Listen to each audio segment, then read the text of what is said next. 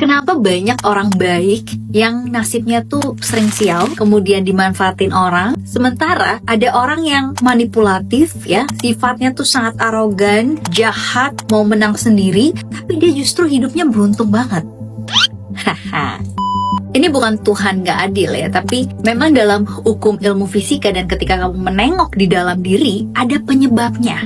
So, ketika kamu menjadi orang yang baik banget, ada kecenderungan sifat-sifat tertentu yang dimiliki oleh orang yang sangat super baik, yaitu menjadi people pleaser. Dia tidak mengenal batasan untuk menolak, karena ada yang namanya tidak enak hati ya, apa-apa kalau misalnya orang minta tolong dia selalu iakan. So, compare sama orang yang punya sifat yang hanya mau menang sendiri dan dia fokus kepada kesuksesannya dia, maka seringkali yang dia fokuskan itu dia dapatkan. Sementara orang-orang yang punya hati baik dan hanya fokus menyenangkan hati orang lain dan tidak tahu dengan batasan yang sehat, ini membuat dia jadi sulit untuk benar-benar berada di vibrasi yang positif.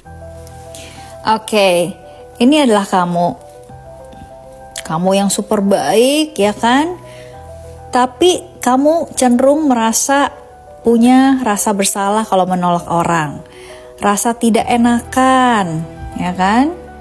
Selalu mementingkan fokusnya adalah kebahagiaan orang lain, ya. Orang lain dulu yang diutamakan, bukan kebahagiaan kamu.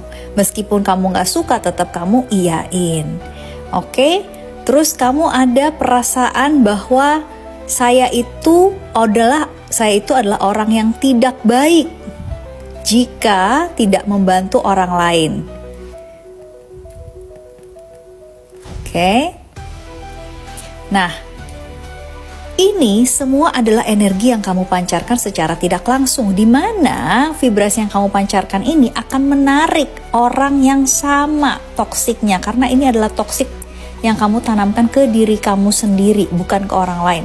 Sehingga kamu akan menarik orang yang sama toksiknya, yang akan memperlakukan hal kepada kamu seperti itu juga. Kamu dimanfaatkan, ya kan? Dimanfaatkan, dimanipulasi, dan menjadi hubungan yang sangat toksik.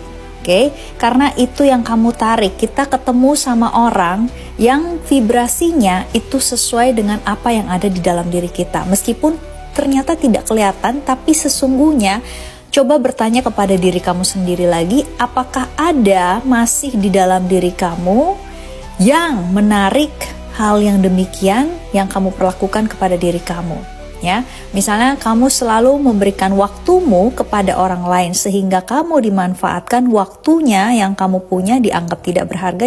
People take you for granted because you take yourself for granted. Ya, makanya penting banget kenapa aku selalu bilang bahwa you need self love. Kenapa? Dengan adanya ini kamu bisa punya boundaries yang sehat. Meskipun kamu seorang giver, tapi kamu tahu batasan untuk melindungi diri kamu sendiri. You create your own protections and bubble. You know what's the limit.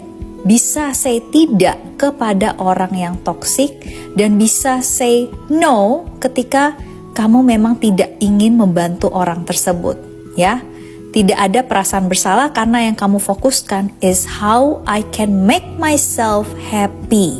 Ya, not others, tapi make yourself happy first. Dengan begitu, kamu akan menarik orang-orang yang selaras, yang sama-sama happy. Menarik hal-hal yang happy dan orang-orang yang happy, orang-orang yang sama-sama positif dari dalam dan dari luar kepada kamu. Dan ketika kamu sudah belajar tentang energi, bahwa vibrasi yang kamu pancarkan itu akan menarik orang-orang yang sama levelnya. Jadi ketika kamu toksik sama diri kamu sendiri, ketika kamu baik, terlalu baik sampai tidak mengenal batasan untuk menjaga proteksi diri kamu sendiri dan kamu menjadi toksik pada diri kamu sendiri, maka kamu akan menarik orang-orang yang toksik.